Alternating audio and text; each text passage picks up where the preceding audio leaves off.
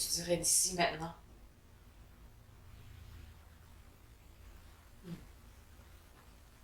OK.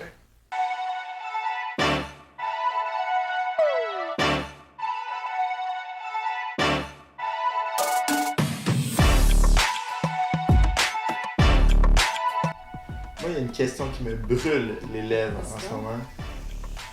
Qu'est-ce que c'est l'âme? Qu'est-ce que c'est l'âme? Qu'est-ce que c'est l'âme?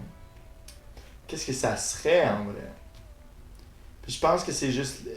Je pense que c'est ça que j'ai nommé au début, puis que je vais continuer à nommer. T'sais. Je pense que c'est vraiment cette énergie-là qui forme un ensemble d'énergie qui nous est propre à nous. T'sais. Il y a quelque chose de personnel à chaque personne dans l'âme. Ouais. Ça, on pourrait dire critères qu'on Ouais. semble vouloir nommer. Je serais d'accord. Et 3 petits points. Mais, ouais. Ouais, qu'est-ce qu'il y a d'autre après? Est-ce qu'il existe une âme collective de laquelle on pourrait faire partie tous ensemble avec nos âmes?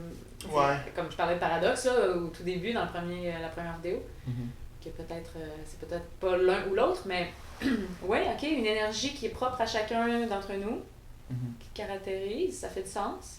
Moi, ben, je sais pas si c'est ma définition, mais ce que j'aime bien, ce avec quoi je suis bien à l'aise, en fait, c'est de dire, je sais pas c'est quoi l'âme, mais il y a quelque chose qui m'anime. L'âme anime.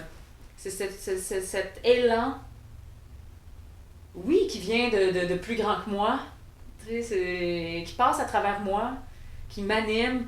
Parfois, tu sais, des fois, on se sent pas aligné. Ben, on se sent pas aligné par rapport à quoi?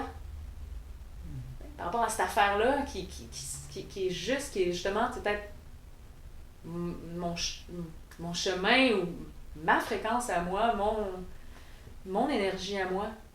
Ouais. C'est pas aligné là-dessus, tu sais, je suis en train de... Je suis à côté de... Fait que c'est...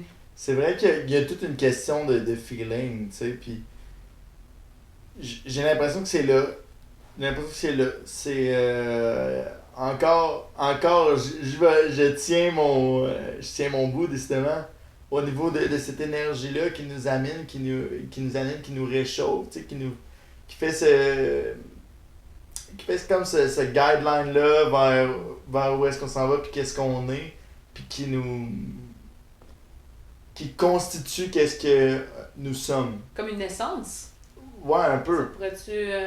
Un peu, tu sais, l'âme, j'ai l'impression que c'est le fruit de quoi on croit profondément. Parce que, ben, on est conscient que on découvre que nous ne sommes pas nos pensées, tu sais. Parce que les pensées viennent, on capte quelque chose, ça passe, puis ça veut pas dire que c'est nous. C'est pas parce qu'on y pense que c'est nous, tu sais. Ouais. Ça fait juste passer, puis bon, ben, on l'accepte que ça passe, tu sais. C'est beaucoup ça qu'on apprend en méditation, tu sais. J'ai vraiment cette impression-là que... Quelque chose qui serait en dessous des pensées.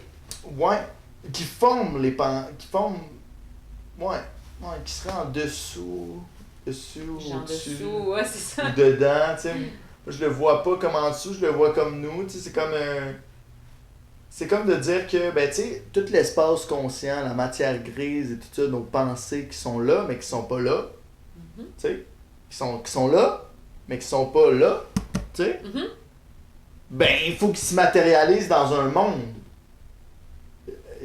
Comprends-tu? Dans un espace, tu parlais de paradoxe, ben là, après ça, dans le monde de la pensée, si on mettait une lentille où est-ce qu'on voyait juste les pensées, tu sais, ben je pense qu'on verrait juste les âmes. Là je sais pas si j'ai perdu tout le monde. Parce que là, je viens d'avoir une saturation de stimuli à voir toutes les pensées. Là. Ouais. J'ai entendu encore une donnée, là, je pense, avant-hier, là, le nombre de genre pensées qu'on a à l'heure. 70 000, je pense. Ça n'a pas de sens. Fait que, 70 000 dans pour une l'expérience, journée, j'accepte de porter la lentille. Je sais plus, c'était comme 4000 par minute potentiellement. Quelque chose en même. On a genre on dans écrit 2 une livres par journée, jour. ça on en écrit en tabarouette. ça c'est fou. Puis tu sais, ben c'est ça, ben c'est qu'à un moment donné, faut que tu sais, si on prenait une lentille puis justement on voyait tout ça, faut que ça existe. Tu sais, faut. Ah non, je suis pas d'accord. Non? Je ne pense pas qu'il faut que ça existe. Je pense que y a beaucoup de ces pensées-là, d'abord, qui se répètent. La majorité des pensées se répètent et il n'y a pas beaucoup de nouvelles pensées dans... Ah non? Non. Ça, j'ai pas la source là, de cette information, mais je pense qu'à observer, on peut s'en rendre compte. Là. Je nous mets au défi d'observer nos pensées, puis à quel point il y a vraiment, tu sais, à quel point on se répète l'analyse, on va. Non, il faut que je comprenne ça, puis on passe tout le temps dans le même trail, ou un petit peu à côté, ou en tout cas le même petit delta de filon qu'on se prend. Ouais. Puis dans une journée, il n'y a pas beaucoup de nouvelles pensées, non. Dans une vie, peut-être, ça dépend de la personne aussi, j'imagine, mais fait qu'il y a de ça. Je ne pense pas qu'il faut que toutes ces pensées-là soient nécessairement là. Au contraire, moi, j'en dirais que j'aurais envie qu'il y ait beaucoup moins de pensées et peut-être plus de présence. Je sais pas si c'est possible, mais plus de présence, puis de présence à ce qui, justement, n'a pas de mots, de ressenti. J'aimerais ça, qu'il y ait beaucoup plus de silence. Je sais pas si tu as déjà fait une cure de silence, une cure de pensée, si tu as déjà fait une retraite de méditation en silence ou quelque chose comme ça. Pas spécifiquement, non. Ok. Il y en a peut-être, en tout cas parmi vous, tout ça. Moi, j'ai fait une retraite de Vipassana de 10 jours qui, dans le fond, pendant pas mal 9 de ces 10 journées-là, tu ne parles à personne, tu ne parles pas. Et c'est merveilleux. Au début, c'est la chose que la plupart des gens, avant de faire la retraite de Vipassana, tu te dis, je serais jamais capable. Outre le fait que tu médites à peu près 10 heures par jour en bougeant pas, là. mais le fait de ne pas parler, ce qu'on se rend compte, c'est que, en fait, le mental, les pensées, après une journée, 2, 3, il y a quelque chose, si on est chanceux dans des moments de grâce, là, justement, là, qui s'apaise. Au niveau des pensées, il y en a comme beaucoup moins, puis on est dans une présence corps, puis aux sensations. Fait que c'est possible. Parce que je pense que j'ai dit ça pour dire que c'est possible puis que c'est très intéressant à vivre. Puis est-ce que ça voudrait dire que là, on n'est plus... que parce que on parlait de l'âme, là. Ouais. Tu disais c'est l'ensemble des pensées, ou en tout cas quelque chose comme ça. Ben, tu sais, il y a une phrase qui... Il y a une phrase qui me vient, puis c'est que le corps et l'esprit sont liés. Ben, tu sais, ça m'amène immédiatement cette image-là d'esprit et de corps. Ouais. Est-ce que l'esprit et âme, c'est la même chose? C'est une autre question que je me pose parfois, c'est pas clair pour moi. Pour moi, j'ai l'impression que c'est la même chose. Je pense que dans certaines traditions, c'est pas la même chose. OK. Mais j'ai pas le détail. Mais mettons qu'on disait que oui, là, pour pouvoir, on peut parler d'esprit et de corps. Ouais, mais mettons qu'on dit que c'est vrai. Ça se peut.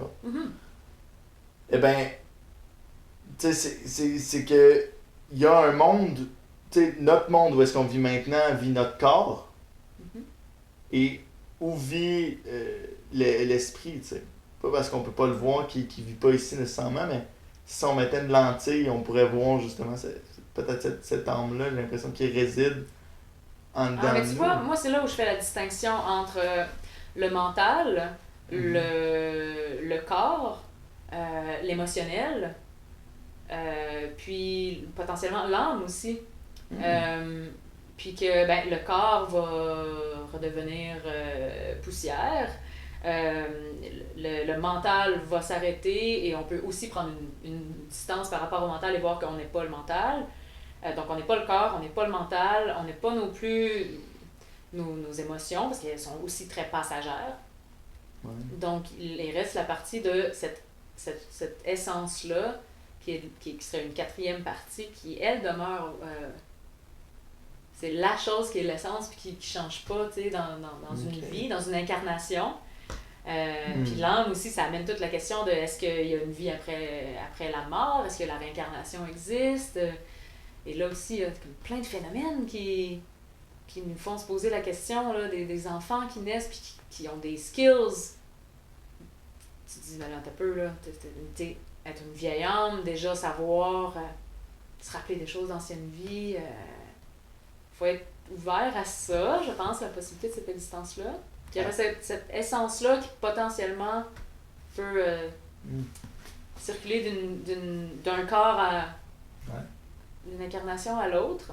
C'est quoi l'intéressant? Je sais pas où ça t'amène, là, que j'amène ces notions-là, ces questions-là. Ben moi, ça m'amène à est-ce qu'on s'en va pas vers... Puis là, c'est une question de philosophie, là, mais est-ce qu'on va pas vers une société plus consciente grâce à l'âme. Si les âmes reviennent tout le temps, puis là je prends parce que tu as parlé de réincarnation. Ouais. Si est-ce qu'on revient tout le temps, est-ce qu'on redevient tout le temps plus conscient? Et donc on devient toujours, on finit par évoluer comme ça à long terme. Je pense que c'est l'idée derrière plusieurs Ça fait du sens quand même. Plusieurs philosophies. Ça ferait du sens, ouais. Puis ça vient aussi avec la notion de une âme qui s'incarne pour apprendre quelque chose ou pour guérir quelque chose. Et tout ça, c'est des croyances qui peuvent être hyper utiles pour s'aider à passer au travers de défis, pour s'aider à se transformer des choses dans des situations, des patterns qu'on a. De dire comme, hey, moi avec cette personne-là, j'avais à régler quelque chose dans cette vie-ci.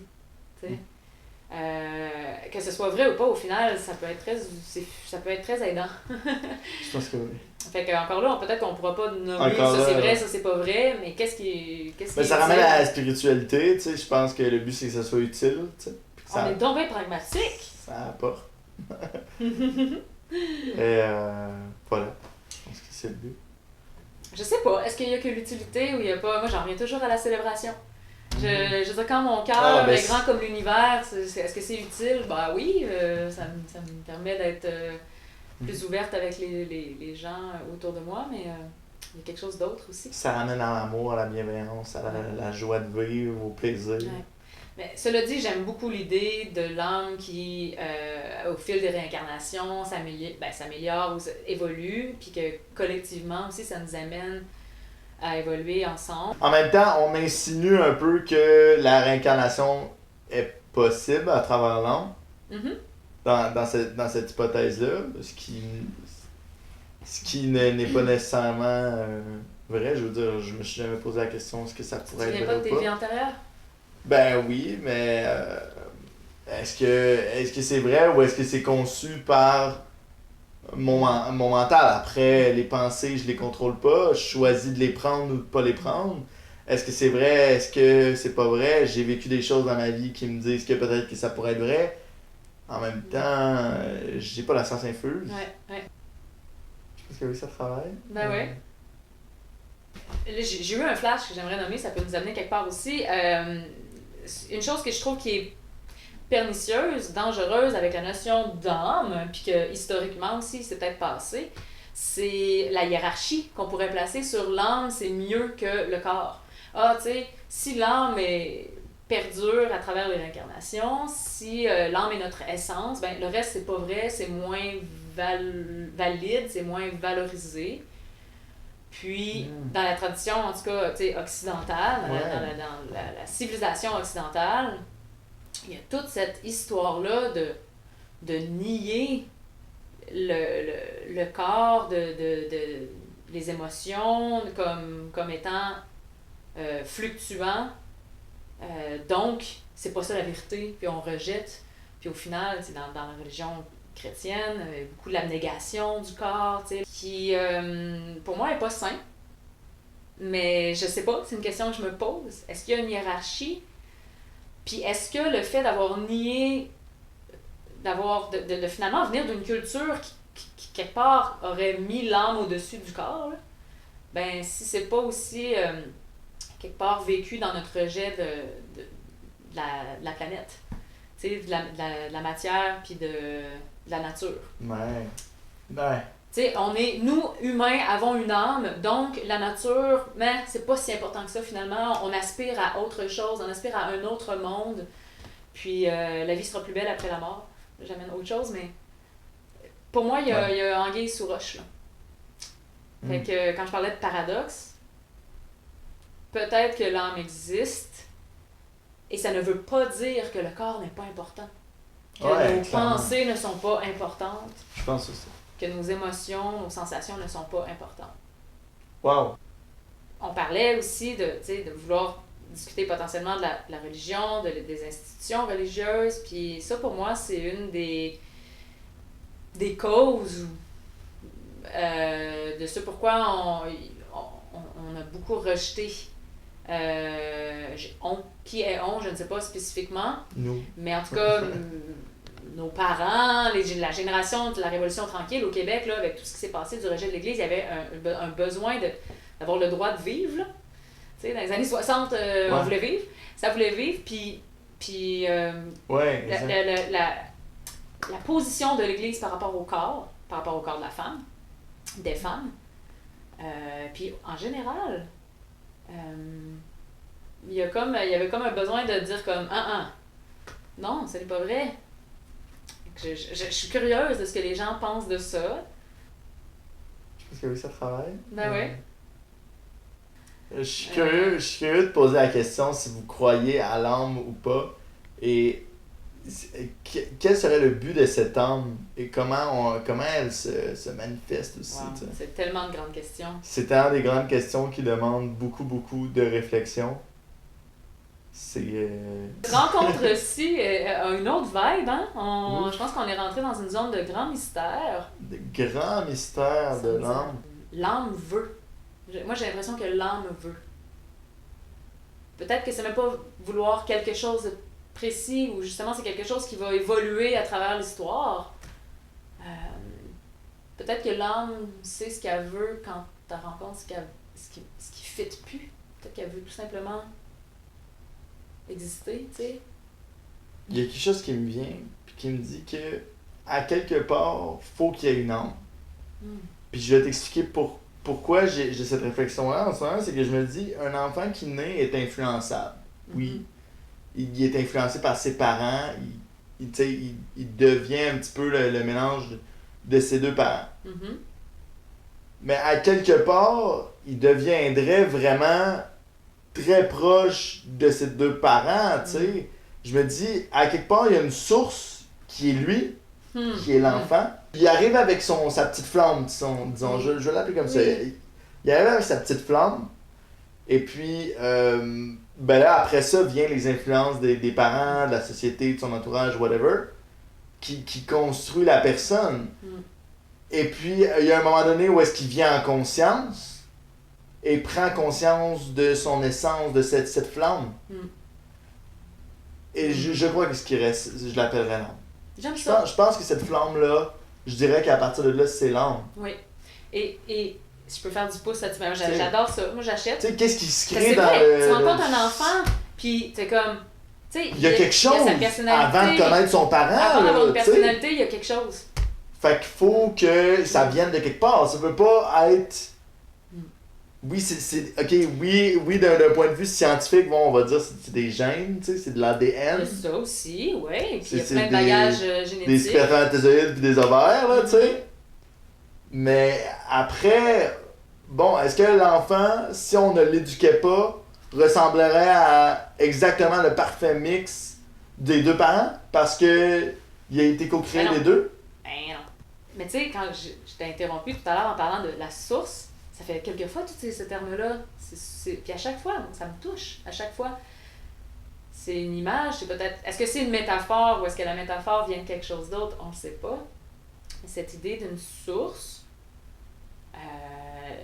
l'âme vient de quelque chose d'autre, d'une autre dimension en ce monde. Cette autre dimension serait la source. Cette autre dimension est la dimension actuelle dans laquelle on est, on la voit juste pas. Oui. La source est potentiellement toujours là aussi. C'est ça. Ah, oui. C'est ça. Puis je pense que aussi quelque chose, si on revient à la base à la spiritualité, je pense que c'est quelque chose qu'on fait beaucoup, puis on en a parlé de cette histoire de grandeur, mais qu'il y a aussi du grounding, quelque chose au sol, tu sais. Mais c'est d'arrêter de voir comme étant plusieurs choses quand en fait tout est là. Ouais. Tout est déjà là. On a déjà toutes les connaissances. On a juste de la difficulté à aller chercher. Puis à aller comprendre. T'sais. Parce qu'il y a beaucoup de choses que quand on travaille en conscience, à un moment donné, on commence à comprendre des affaires qu'on n'avait jamais compris. Mais on a le sentiment de s'en rappeler quand on les comprend.